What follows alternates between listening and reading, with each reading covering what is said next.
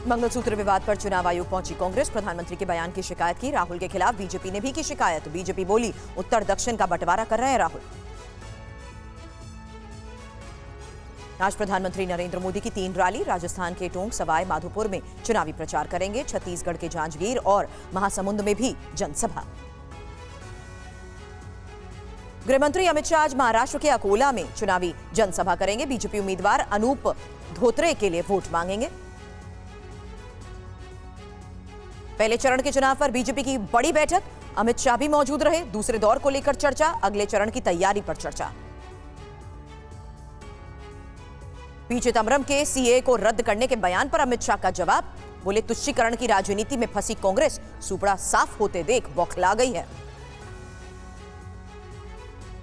गिरिराज सिंह का ओवैसी पर हमला। कहा मोदी अगर हिटलर होते तो ओवैसी की जुबान खुलती। गिरिराज सिंह ने कहा विपक्षी पार्टियां अपनी हार स्वीकार कर चुकी हैं। सीएम केजरीवाल को तिहाड़ में इंसुलिन दी गई। अरविंद केजरीवाल की शुगर लेवल हाई हो रहे थे, जिसके बाद इंसुलिन दी गई है। गिरफ्तारी के बाद पहली बार इंसुलिन दी गई। केजरीवाल को इंसुलिन देने की खबर के बाद सौरभ भारद्वाज ने कहा बताओ बीजेपी वालों, अगर इंसुलिन की जरूरत नहीं थी तो अब क्यों दे रहे हैं। केजरीवाल इंसुलिन विवाद पर तिहाड़ जेल के डीजी संजय बेनीवाल ने कहा अदालत के आदेश से केजरीवाल को घर का खाना मिलता है। जेल में 900 से 1000 कैदियों को डायबिटीज है। जेल प्रशासन जिसका प्रबंधन करता है। केरल के पलक्कड़ में सचिन पायलट का रोड शो। सचिन ने बीजेपी पर हमला किया और कहा केरल में यूडीएफ को 20 से 25 सीट मिलेंगे। लोकसभा चुनाव के दूसरे चरण के लिए कल शाम 6 बजे प्रचार थम जाएगा। 26 अप्रैल को दूसरे चरण की वोटिंग।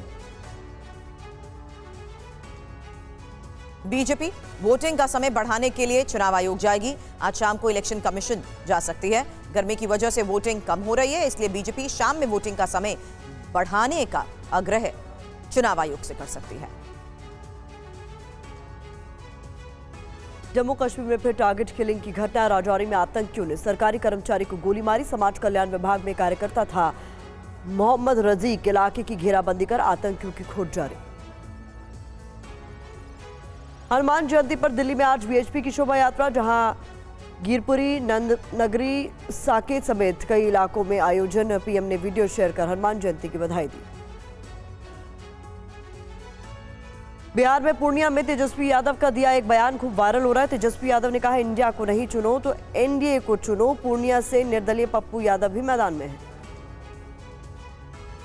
तेजस्वी यादव पर सम्राट चौधरी का पलटवार। कहा यह हताशा का बयान है। हार स्वीकार कर चुके किसी व्यक्ति का बयान है। एनडीए बिहार में 40 सीटें जीत रही है। केरल के सीएम ने बीजेपी पर धर्मनिरपेक्ष मूल्यों को नष्ट करने का आरोप लगाया। कहा नागरिकता का आधार धर्म से तय नहीं किया जा सकता। एआईएमआईएम ने पीएम मोदी के बयान पर कार्रवाई की मांग की। कहा भारत में हिंदुओं के बराबर ही मुसलमानों का अधिकार। बीजेपी ने चुनाव आयोग से राहुल गांधी की शिकायत की। कहा देश को जाति और प्रांत के नाम पर बांटने की साजिश रच रहे हैं राहुल गांधी। केंद्रीय मंत्री स्मृति ईरानी ने राहुल गांधी पर कसा तंज। बोली उन्हें हिंदी पढ़नी नहीं आती। मातृभूमि और मातृभाषा से राहुल को बैर।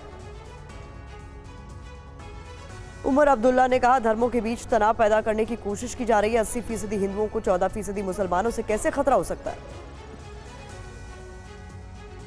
मलेशिया में हवा में टकराए 2 हेलीकॉप्टर। सैन्य अभ्यास के दौरान मलेशिया की नेवी का हेलीकॉप्टर आपस में टकरा गए। हेलीकॉप्टर की टक्कर में 10 लोगों की मौत हो गई।